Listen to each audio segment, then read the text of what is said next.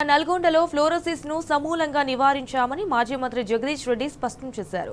Congress TDP హయాంలో నల్గొండ జిల్లాలో ఆకలి కేకలు వినిపించాయని గుర్తు చేశారు. గత రెండేళ్లలో జిల్లాకు ఏం చేశారో చెప్పాలని రేవంత్ రెడ్డిని జగదీష్ రెడ్డి నిలదీశారు. రేవంత్ రెడ్డి ముఖ్యమంత్రిగా మాట్లాడాలని కోరారు. అయితే సీఎం పదవి పరువు తీయొద్దని సూచించారు. రేవంత్ నోరు దగ్గర పెట్టుకుని భాష మార్చుకోవాలని హితవు పలికారు. చాలా జుగుప్సాకరంగా ఉంటున్నాయి ముఖ్యమంత్రి మాటలు. ఎవడైనా పదవులకు వచ్చినప్పుడు కనీసం మారుతారు. ప్రతిపక్షంగా ఉన్నప్పుడు ఉపయోగించిన భాషను కానీ పదాలను కానీ జనరల్గా వాడరు. అవాళ కొంత పౌరుషంగా మాట్లాడతారు, కొంచెం ఆవేశంగా మాట్లాడతారు. ఆ తర్వాత సహజంగానే అధికారంలోకి వచ్చినప్పుడు మళ్ళీ బాధ్యతాయుతంగా మాట్లాడతారు. ఎక్కడైనా ఎవరైనా ఒక చిన్న సర్పంచ్ పదవి నుంచి మొదలు పెడితే పై వరకు కూడా ఒక వార్డు మెంబర్ కూడా నేను వార్డు మెంబర్ అయినా అని చెప్పి బాధ్యతగా ప్రవర్తిస్తాడు. కానీ వాళ్ళ ఈ ముఖ్యమంత్రికి ఆ మాత్రం విజ్ఞత కూడా లేదు. చాలా అసహ్యంగా మాట్లాడుతూ ఉన్నాడు. ఎస్ఎల్బీసీని పూర్తి చేస్తా, నేను ఎట్లా పూర్తి చేస్తా, వీళ్ళేదో రాళ్ళు కట్టుకొని అందులో చచ్చిపోయినా నేను చెవ్వాలని తెస్తా. నీ ముఖానికి నువ్వు మొదలుపెట్టిన ప్రాజెక్టులో నీ మంత్రి నువ్వు చేసిన మూర్ఖ పని వల్ల ఎటువంటి పరీక్షలు జరపకుండా ఏదైతే మీరు తవ్వకం చేసినరో అందులో కార్మికులు చచ్చిపోతే ఇప్పటి వరకు గా శవాలను తీయలేకపోయినావు.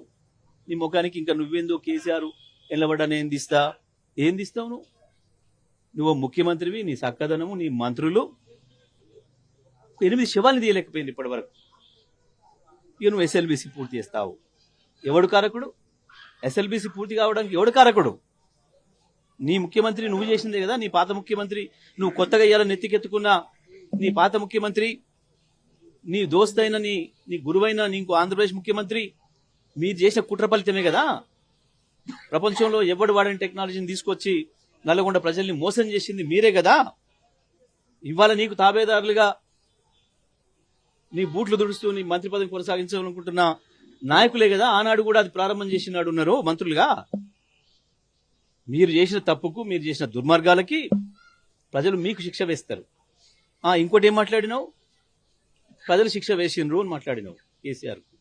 ఒకవేళ అదే రాజకీయాల్లో గెలిపోవడంలే శిక్ష అయితే ఈ దేశంలో అత్యంత ఎక్కువ శిక్షలు పొందిన వాడు నీ నాయకుడు రాహుల్ గాంధీ. ఈ దేశంలో అత్యంత ఎక్కువ శిక్షలు పొందిన వాడు మీ నాయకుడు రాహుల్ గాంధీ. మీ నాయకుడు రాహుల్ గాంధీ వచ్చిన తర్వాత ఏ ఒక్క రాష్ట్రంలో కొత్తగా గెలవలేం మీరు. కేసీఆర్ నాయకత్వంలో నష్టమైందా?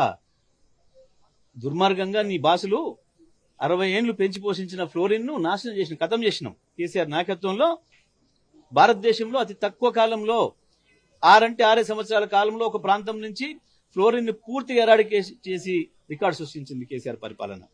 సిగ్గుండాల మాట్లాడడానికి. కొంచెం వ్యవసాయం మీద ఆధారపడి బ్రహ్మాండంగా వెలుగొందిన నల్గొండ జిల్లాను కాకతీయుల కాలం నుంచి నిజాముల వరకు నాశనం చేసింది మీరు. ఇవాళ నీ అంట తిరుగుతున్న కూడేయడంలో తిరుగుతున్న మంత్రుల నాయకత్వంలో ఉన్న నీ కాంగ్రెస్ పార్టీ, నీ తెలుగుదేశం పార్టీ ఆకలి చావులు, ఆత్మహత్యలకు గురి చేసింది నల్గొండ జిల్లాను. కేసీఆర్ నాయకత్వంలో అద్భుతంగా వ్యవసాయాన్ని ముందుకు తీసుకొచ్చినాం. భారతదేశంలోనే అత్యంత ఎక్కువ పంట పండించిన 40 లక్షల టన్నుల 40 కోట్ల టన్నుల ధాన్యం పండించిన జిల్లాగా రికార్డు సృష్టించినాం. ఒక్క పరిశ్రమ తీసుకురాలి 60 ఏళ్లలో మీరు.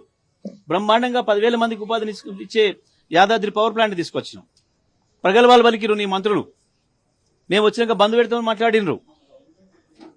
నువ్వే వచ్చి నీ ముఖానికి నువ్వే వచ్చి ప్రారంభం చేసినావు. సిగ్గులేని మాటలు ఎందుకు మాట్లాడాలి? సోయలేని మాటలు ఎందుకు మాట్లాడాలి? చెప్పు, నువ్వు వచ్చినాక ఏం చేసావో చెప్పు. 2 ఏళ్ళలో నల్గొండ జిల్లాకు మంది చేసిన దాన్ని మాదని చెప్పి మేము ఎత్తుకొని ముద్దాడలే.